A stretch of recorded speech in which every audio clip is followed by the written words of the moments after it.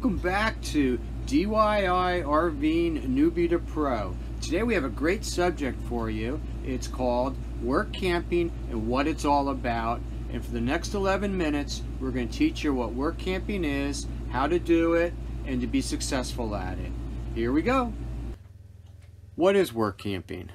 Work camping by definition is going into a resort or campground and offering your services in exchange for a lot, a site that you can park on, utilities, and sometimes pay or no pay. It depends upon the situation of the campground.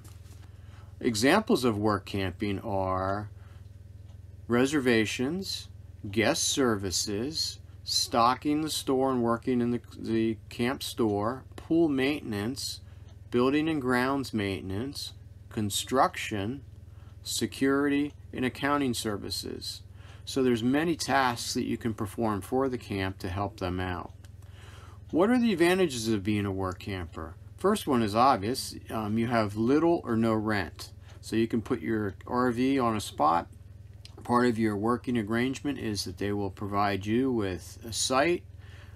Sometimes it's a partial payment, sometimes it's completely part of the program. Electricity, Wi-Fi, and cable TV, whatever amenities that the resort has is an option for them to provide you with at little or no cost. The other advantage is that you're mobile. If when you're done with your session there, you can move on to the next one. For folks like us, Jen and I, we're full-time RVers, it works out really good for us. Also, change of scenery. Some folks like to have a change of scenery every couple of months. Well, this will provide you for that. And all fun.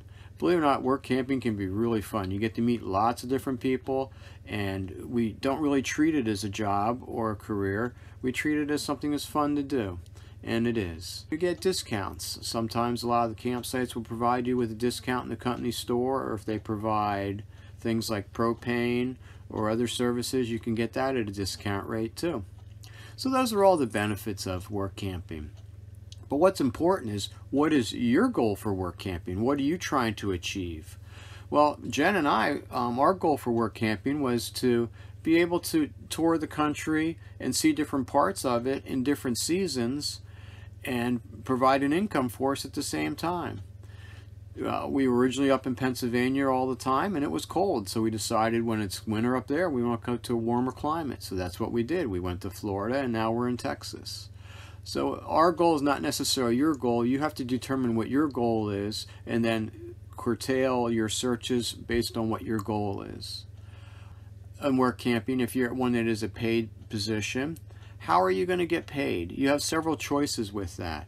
First choice is some camps will offer you to be an employee of theirs, where they'll be taking out the taxes out of your weekly or bi-weekly paycheck. Other options are you can be a self-employed subcontractor, and they will give you a 1099 at the end of your term. It's up to you and what you feel is the best for your advantage with taxes and so forth. Keep in mind too that not all resorts do pay. Some of them, where there's a lot of folks, for example in Florida, there tends to be a lot of people in the winter because the snowbird's going down. Well, there a lot of the camps and resorts don't offer an hourly rate for what you're doing. They put in a minimum of how many hours you need to work, and that will pay for your site. Quite often that minimum is between 20 and 25 hours, the location of the resort and what their policies and programs are. So just make sure that as you're doing your search and asking questions at resorts for work camping, what are the minimum hours they require? What is the paid hours? Sometimes you work without pay for a certain number of hours, and then they will start paying you after 20 or 25 hours after your site's covered. There's just many different programs out there, and you just have to find out what program they are doing so you know how to ask questions and what to expect. Everybody has talents and gifts. God has blessed us with amazing abilities. And the challenge is to recognize what that talent or gift is, because deep inside of you there's always something you can offer to a camp or a resort. So don't think you don't have something. You do. What is your passion? Your passion is, what do you love to do? What do you do without even thinking about it? Next thing is, what are you proficient at? Proficiency. if you can have a passion for something, but not necessarily be good at it. So you need to find something you have a passion at that you are good at.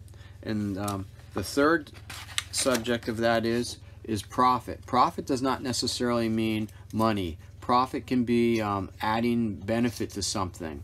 For example, in a work camping situation, I have a passion for cooking. I'm very proficient at it, and I can provide a profit, not necessarily to me, but to the camp by my cooking. I can, because of the abilities and the purchasing and so forth, I can make it more efficient for them. So that would be the profit. And what you want to do is find your ability that has passion, proficiency, and profit, and where they all intersect is where you will be successful at. So you want to pick those skill levels inside that 3 circles that you will be very successful at. And by doing that and presenting that to the camp that you're going to try to submit an application to, and these were the skills that you would offer, and these are the skills that you would be very, very successful at. How do I get started? First thing you need to do, first thing we did, was we picked a region in the country where we wanted to be, whether it was cold or warm or whatever. Everybody's this process of thinking is going to be different. You want to, once you've done that, you're going to try to locate ads and respond to those ads for camps and resorts that are looking for somebody. A great tool for doing that is called workforrversandcampers.com.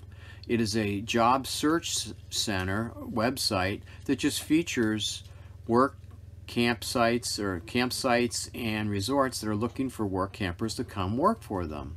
You can also find it by Googling worker on wheels. You're going to respond to the ads. And when you respond to the ads, you want to tell something about yourself. You want to let them know, what are your skills? What do you have a passion for? What are you proficient at? What can they profit at? You also want to tell them why they want to hire you. What benefit would they have by hiring you? And what makes you a great candidate?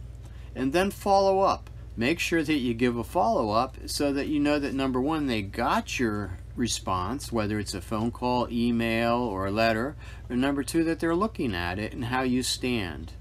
Another good way of finding work camping positions is do a Google search for resorts in the areas that you want to go to, and get their names and send them an email and introduce yourself and say, hey, I'm interested in work camping for you folks. Do you have a program? And if so, how can I get started with it? The other option is to go to the camp or resort and just drop in the office and introduce yourself and say who you are, what you're looking for, and do they even participate in the program? And if so, how can you get into the program, or how can you set up an interview to talk to them about your options that you can give them? So those are great tools for you to do. I have some bullet points for you that I feel will help you. First one is prepare a resume, but keep it basic. Tell your goals and skills and keep it simple, and tell them what you have to offer them. I'm 62 years old, and I don't really think that they care what I did 40 years ago as a career path, but they want to know what skills I've developed over life so that they know where I could fit into their team and grow their team and work with them and make them successful. Check reviews on the campsite and resorts and see what other people think about them as A, guests, and B, see if there's any reviews about work camping.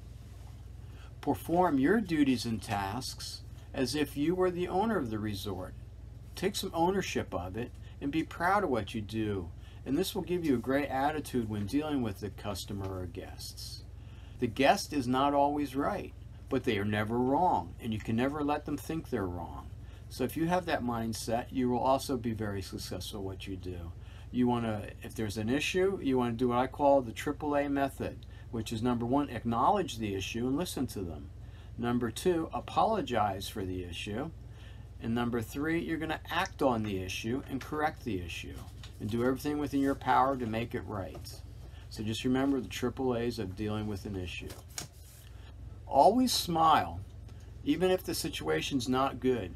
Have a smile on your face and be active in the community and property. Let them know that you're part of the community, that you live there, and you actually really do care, and you're trying to make it better for them.